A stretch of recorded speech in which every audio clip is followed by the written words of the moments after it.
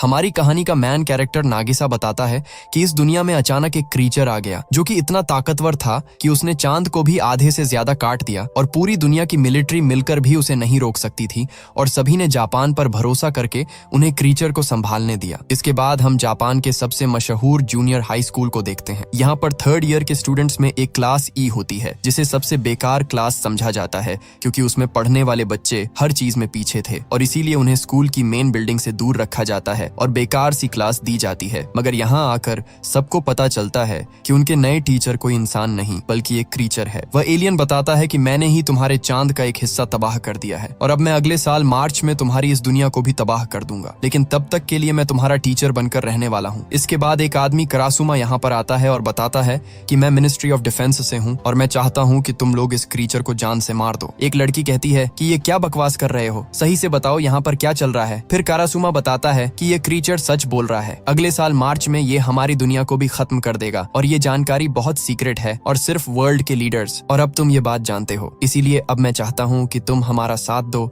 और पढ़ाई के साथ साथ इस क्रीचर को जान से मार दो। फिर करासुमा एक गन और चाकू निकाल कर दिखाता है कि इस क्रीचर की स्पीड बहुत तेज है, इसीलिए तुम इसे आसानी से नहीं मार पाओगे। यहीं पर वह क्रीचर भी बताता है कि तुम्हारी दुनिया को खत्म करना तो बहुत आसान था, इसीलिए मैंने इसे थोड़ा मजेदार बनाने के लिए गवर्नमेंट से एक डील की है कि अगर मुझे इस स्कूल की ई क्लास का टीचर बना दिया जाए तो मैं बच्चों के हाथों मरने के लिए तैयार हूँ। करासुमा यह भी बताता है कि तुम्हें इस क्रीचर को मारने के लिए एक अलग तरह की गोलियां, बीबी पैलेट्स और मिनिस्ट्री ऑफ डिफेंस का बनाया हुआ एक खास चाकू इस्तेमाल करना होगा। वह चाकू और वह गोलियां इंसानों को तो कोई नुकसान नहीं पहुंचाएगी, लेकिन इस क्रीचर के ऊपर ये काफी असरदार है। वह क्रीचर भी अपने टेंटिकल पर गोली मारकर दिखाता है जिससे उसका हाथ अलग हो जाता है, लेकिन कुछ ही समय में वह अपने हाथ को दोबारा रिजेनरेट कर लेता है और ये चीज देखकर सारे बच्चे डर जाते हैं। तभी करासुमा बताता है कि डरो मत, इसने गवर्नमेंट से डील की है कि यह तुम बच्चों को कोई नुकसान नहीं पहुंचाएगा। फिर करासुमा कहता है कि अब तुम बच्चों के पास अमीर होने का भी एक मौका है, क्योंकि अगर तुमने साल पूरा होने से पहले इस क्रीचर को मार दिया तो तुम्हें 10 बिलियन येन मिलेंगे। कहानी अब वापस प्रेजेंट में आती है। ये लोग मिलकर अपने टीचर पर गोलियां बरसा रहे थे, लेकिन उसकी स्पीड के आगे इनकी गोलियां किसी भी काम की नहीं थी। साथ ही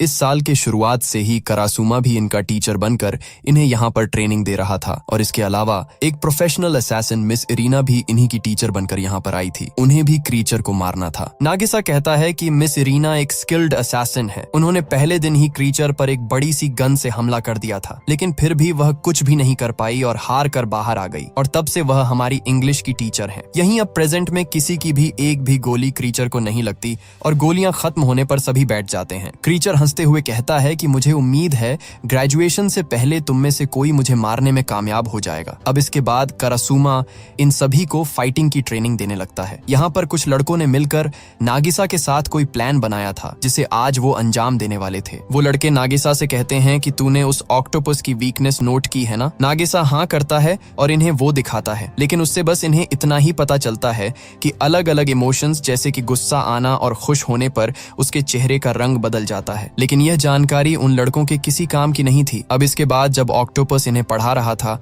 तो एक लड़का नागिसा को प्लान अंजाम देने का इशारा करता है। नागिसा कोई सवाल पूछने के बहाने ऑक्टोपस के पास जाता है और उसने अपना चाकू पीछे छुपा रखा था, लेकिन जैसे ही नागिसा उस पर हमला करता है तो तभी ऑक्टोपस अपने टेंटिकल से उसका हाथ पकड़ लेता है। मगर यह वो प्लान नहीं था। दरअसल नागिसा ने अपने ऊपर उन्हीं स्पेशल गोलियों से बना हुआ एक अश्राव्य लगा रखा था और वो लड़के बटन दबाकर उसे ब्लास्ट करते हैं जिससे यहाँ पर धमाका होता है। वो लड़के खुश होने लगते हैं कि उन्होंने ऑक्टोपस को मार दिया। नागिसा की दोस्त ये देखकर कहती है कि तुमने ये क्यों किया। वो लड़के कहते हैं कि चिंता मत करो, ये बच्चों के खिलौने वाला बॉम्ब था जिसमें हमने वही स्पेशल पैलेट्स डाल दी थी, इससे नागिसा को कुछ भी नहीं होगा। ये लोग खुश हो रहे थे कि फाइनली इन्होंने ऑक्टोपस को मार ही दिया, लेकिन असल में ऑक्टोपस बच गया था। वो छत पर चिपका होता है और उसने बॉम्ब फटने से ठीक पहले अपनी स्किन उतार दी थी, जो कि वो हर महीने करता था। साथ ही अब ऑक्टोपस उन 3 लड़कों पर काफी गुस्सा भी हो जाता है जिन्होंने यह प्लान बनाया था, क्योंकि गवर्नमेंट की डील के हिसाब से इन बच्चों को सिर्फ उसी चाकू और गोलियों का इस्तेमाल करके ही ऑक्टोपस को मारना था। इसी वजह से अब ऑक्टोपस तेजी से कहीं जाकर वापस आता है और उसके हाथों में इन लड़कों के घर की नेम प्लेट होती है। वो कहता है कि मैं तुम्हें तो नुकसान नहीं पहुंचा सकता, लेकिन अगर तुमने दोबारा ऐसा किया तो मैं तुम्हारे घर वालों या फिर दोस्तों को मार सकता हूँ। अब इसके बाद वो इनकी काफी तारीफ करते हुए कहता है कि तुम्हारा यह प्लान तो वैसे बहुत अच्छा था और नागिसा ने सबसे बेहतर एक्ट किया और बिना कुछ पता लगे मेरे करीब पहुंच गया। वो नागिसा की काफी तारीफ करके सभी को सीट पर बैठने के लिए कहता कहता है। तब ये लोग पूछते हैं कि वैसे आपका नाम क्या है। ऑक्टोपस कहता है कि मेरा कोई भी नाम नहीं है। तभी एक लड़की कहती है कि फिर तो हम आपको अब से कोरो सेंसेई कहेंगे। ऑक्टोपस को भी अपना नाम काफी पसंद आता है और सभी उन्हें कोरो सेंसेई कहने लगते हैं। अब इसके बाद अगले दिन करासुमा और इरीना देखते हैं कि बच्चों ने कोरो सेंसेई को जाल में फंसा दिया है। वो सभी लोग मिलकर कोरो सेंसेई पर गोलियां बरसा रहे थे, लेकिन जाल में फंसे होने के बावजूद भी कोरो सेंसेई की स्पीड बहुत तेज थी। वो हर गोली से बच जाते हैं। करासुमा पूछता है कि यहाँ पर क्या चल रहा है। दो लड़कियां उन्हें बताती हैं कि हमने सेंसेई को पकड़ने के लिए एक ट्रैप बिछाया था जिसमें वो आसानी से फंस गए और फिर हमने उन्हें जाल में दबोच लिया। यहाँ पर कोरो सेंसेई अब घूम घूम कर नेट तोड़ देता है और ये देखकर सभी तुरंत उस पर गोलियां चलाने आते हैं, लेकिन वो स्पीड से छत पर चला जाता है और कहता है कि तुम्हारा प्लान काफी मजेदार था, लेकिन बदले में अब तुम्हें कल डबल होमवर्क करना पड़ेगा। अब तभी यहाँ पर एक नया लड़का आता है। उसका नाम कर्मा था। उसे कुछ दिनों पहले स्कूल से सस्पेंड कर दिया गया था। कोरो सेंसेई उसके पास जाते हैं और कर्मा हाथ मिलाने के लिए हाथ आगे बढ़ाता है, लेकिन जैसे ही कोरो हाथ छूता है तो उसके हाथ के टेंटिकल वहीं पर टूट जाते हैं और कर्मा जोर जोर से हंसकर कहने लगता है कि मैंने तो सुना था तुम बहुत तेज हो, लेकिन असल में तुम तो बहुत स्लो हो। तुम मेरे हाथ में लगे हुए उसी चाकू के टुकड़ों को भी नहीं देख पाए। कर्मा कहता है कि मैं तुम्हें आराम से मार दूंगा। ये चीज देखकर सारे बच्चे हैरान रह जाते हैं क्योंकि अब तक कोरो सेंसेई को कोई भी नहीं छू पाया था, लेकिन कर्मा ने आते ही उसके हाथ के टेंटिकल तोड़ दिए। नागिसा मन ही मन कहता है कि कर्मा को स्कूल से इसीलिए सस्पेंड किया गया था क्योंकि उसने अपने सीनियर्स को बहुत बुरा मारा था और वही हम सब में सबसे समझदार और ताकतवर है। शायद अगर कोई है जो कोरो सेंसेई को मार सकता है तो वह कर्मा है। अब इसके बाद हम दो फाइटर जेट को देखते हैं जो कि कहीं पर बॉम्ब गिराने जा रहे थे। तभी कोरो सेंसेई वहां पर आकर उन्हें तोड़ देते हैं। साथ ही वह अपनी बुक में कर्मा को सारे बच्चों से आगे रखते हैं और सोचते हैं कि अब इस कर्मा को किस तरह ठीक किया जाए। अब इसके बाद अगले दिन जैसे ही वह क्लास में पहुंचता है तो किसी ने एक ऑक्टोपस उसी चाकू से मारकर डेस्क पर रख दिया था। कर्मा कहता है कि वो गलती से मैंने उस ऑक्टोपस को तुम्हें समझकर मार दिया, लेकिन यह देखकर कोरो सेंसेई तेजी से कहीं पर जाकर आते हैं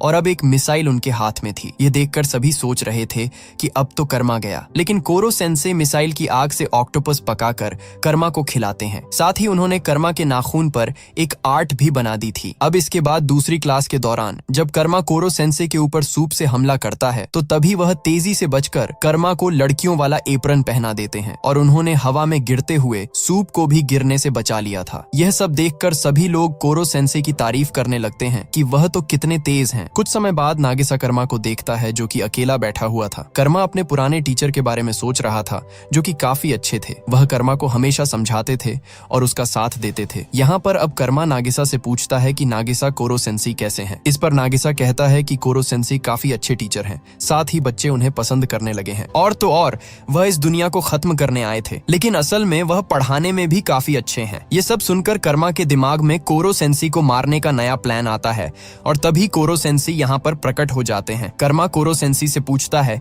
कि आप एक अच्छे टीचर हो ना, क्या आप अपने स्टूडेंट को प्रोटेक्ट करने के लिए अपनी जान को खतरे में डालोगे? कोरो सेंसेई हाँ बोलते हैं और ये सुनते ही कर्मा अपनी गन निकाल कर नीचे कूद जाता है। उसने कोरो सेंसेई को दो तरह से फंसा दिया था। अब अगर कोरो सेंसेई उसे बचाने आते हैं तो कर्मा उन्हें शूट करके खत्म कर देगा और अगर कोरो सेंसेई उसे नहीं बचाते तो वह एक टीचर के रूप में फेल हो जाएंगे। कर्मा सोच रहा था कि उसने बाजी मार ली। साथ ही हमें पास्ट का सीन भी दिखाया जाता है जहां पर जब कुछ ए क्लास वाले लड़के पिछले साल की ई क्लास के एक लड़के को बुली कर रहे थे तो कर्मा उन्हें मारकर उस लड़के को बचाता है, जिससे पता चलता है कि कर्मा कोई बुरा लड़का नहीं है बल्कि वह तो अंदर से काफी अच्छा है। लेकिन क्योंकि अब उसने ई क्लास के स्टूडेंट की साइड लेकर एलीट क्लास के बच्चों को मारा था, इसीलिए उसके टीचर जो कि हमेशा उसका साथ देते थे वह कर्मा को डांटते हैं, जबकि कर्मा ने कुछ गलत नहीं किया था। और उस दिन के बाद कर्मा समझ गया कि उसके ये टीचर अच्छे नहीं हैं, बल्कि वह तो हर सिचुएशन में अपने बारे में सोचते हैं। इसी चीज को देखते हुए कर्मा अब कोरो सेंसेई को आजमा रहा था और तभी कोरो सेंसेई अपनी स्पीड से अपने टेंटिकल की मदद से एक जाल बना देते हैं जिससे कर्मा नीचे गिरने से बच जाता है और कर्मा कोरो सेंसेई को भी मार नहीं पाता। इसके बाद कोरो सेंसेई उसे ऊपर लेकर आते हैं और कहते हैं कि तुम मेरे स्टूडेंट हो, इसीलिए तुम्हें मरने देने का तो सवाल ही नहीं होता। ये सब देखकर अब कर्मा भी हार मान लेता है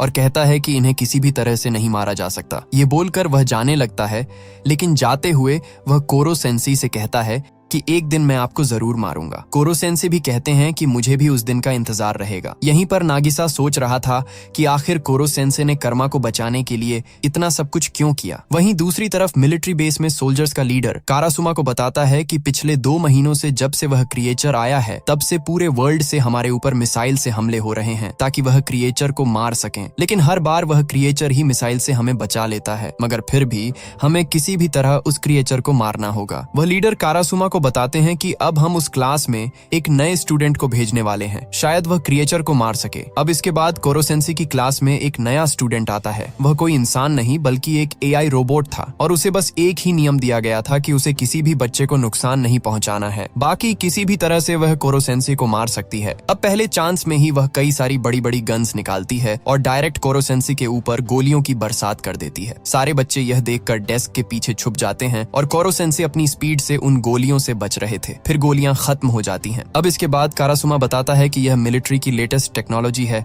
और इसमें खास बात यह है कि यह एआई खुद सीख कर खुद को इवॉल्व कर सकती है। अब इसके बाद कई दिन बीतते जाते हैं। वह रोबोट हर दिन हमला करती है और कोरो सेंसे उससे बचते हुए सभी को पढ़ाते हैं। इसी तरह हर बार हमला करके वह डेटा कलेक्ट करती है और बताती है कि पहले दिन हमला करने के बाद कोरो सेंसे को मारने के चांस 0.001% थे, लेकिन अगले दिन हमला करने के बाद यह नंबर बढ़कर 0.005% हो गए हैं। और इसी तरह हर हमले के बाद मैं खुद को इवॉल्व करती हूँ। इससे ग्रेजुएशन के दिन तक कोरो सेंस को मारने के चांस 90% से भी ज्यादा हो जाएंगे। अब इसके बाद अगले दिन सभी स्टूडेंट मिलकर उस रोबोट को बांध देते हैं ताकि वह अपनी गन्स ही बाहर ना निकाल पाए। यह चीज सभी बच्चों ने इसीलिए की थी क्योंकि जब भी वह रोबोट हमला करती थी तो बाकी बच्चों को ही क्लास की सफाई करनी पड़ती थी और इससे क्लास भी डिस्टर्ब हो रही थी। यह सब देखकर कोरो सेंसे अकेले में रोबोट को समझाते हैं कि तुम्हें पहले बाकी बच्चों से दोस्ती करनी होगी, तभी तुम उनकी मदद ले पाओगी। कोरो सेंसे रोबोट को सारे बच्चों का डेटा दिखाते हैं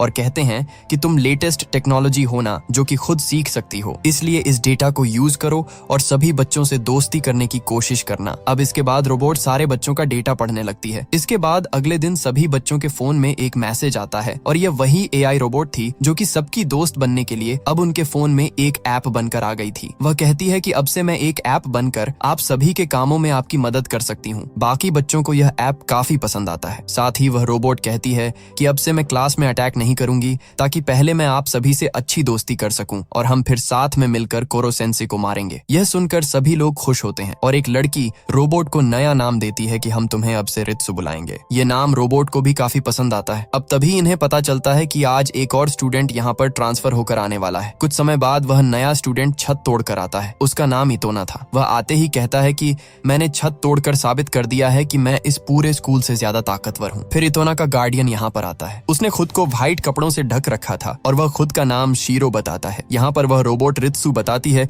कि यह इतोना है। मैंने और इसने साथ में ही असासिन बनने की ट्रेनिंग ली थी। यहाँ पर इतोना कर्मा को देखकर कहता है कि तुम सारे बच्चों में सबसे ताकतवर होना, लेकिन मेरे आगे तुम कुछ भी नहीं हो। मगर चिंता मत करना, मैं तुम्हें कुछ भी नहीं करूंगा। मेरा टारगेट तो कोरो सेंसे ही है जो कि मुझसे भी ज्यादा ताकतवर है। वह कोरो सेंसे के पास जाकर कहता है कि कोरो सेंसे, मैं आपको आराम से मार सकता हूँ क्योंकि आखिरकार हम दोनों सगे भाई हैं। ये बात सुनकर नागिसा हैरान रह जाता है कि यह लड़का इतोना कोरो सेंसे का भाई है। यहाँ पर इतोना कोरो सेंसे को फाइट के लिए चैलेंज करता है और फिर क्लास खत्म होने पर ये लोग एक रिंग बनाते हैं और व्हाइट कपड़ों वाला शीरो कहता है कि इस फाइट का रूल सिंपल है, जो भी पहले रिंग से बाहर निकल गया वह हार जाएगा। अब फाइट शुरू होते ही इतोना कोरो सेंसे का एक टेंटिकल काट देता है और पता चलता है कि उसके सर से भी टेंटिकल्स निकल रहे हैं, जो देखकर सभी बच्चे हैरान रह जाते हैं। और अब कोरो सेंसे गुस्से में उसी दिन को याद करते हैं जब वह लैब से आजाद हुए थे। इसके बाद वह गुस्से में कहते हैं कि तेरे पास ये टेंटिकल कहां से आए। यहाँ पर इतोना दोबारा कोरो सेंसे के ऊपर हमला करता है और दोनों के बीच में जबरदस्त फाइट होती है। कोरो सेंसे को जल्दी ही अपनी स्किन उतारनी पड़ जाती है ताकि वह टेंटिकल्स को एक बार चकमा दे सके। नागिसा देखता है कि कोरो सेंसे तो अब काफी थक चुके हैं। आज तक किसी भी फाइट में उनकी एनर्जी इतनी कम नहीं हुई थी। शीरो कहता है कि कोरो सेंसे आपने अपनी एनर्जी अपने टेंटिकल्स को रीग्रो करने में लगा दी और स्किन को उतारने में लगा दी। इससे तो अब आपकी स्पीड बहुत कम हो जाएगी, यानी कि इतोना का जीतना काफी आसान है। इतोना भी कहता है कि कोरो सेंसे, मैं आपसे ज्यादा ताकतवर हूँ। ये बोलकर वह कोरो सेंसे पर कई हमले करता है जिससे एक के बाद एक उनके टेंटिकल्स कटते जाते हैं। वहीं रोबोट डेटा एनालाइज करके सबको बताती है कि अगले हमले में कोरो सेंसे के मरने के चांसेस 60% हैं। और यह चीज देखकर नागिसा अपने चाकों को देखता है और सोचता है कि बस 1-2 हमले में ही कोरो सेंसे मारे जाएंगे। और इस कहानी का पहला पार्ट यहीं खत्म होता है। वीडियो को लाइक करें, चैनल को सब्सक्राइब करें और अगर आप अगला पार्ट देखना चाहते हैं तो कमेंट में दूसरा पार्ट लिखकर मुझे भेज दें। मैं जल्द ही इस पर काम करूंगा।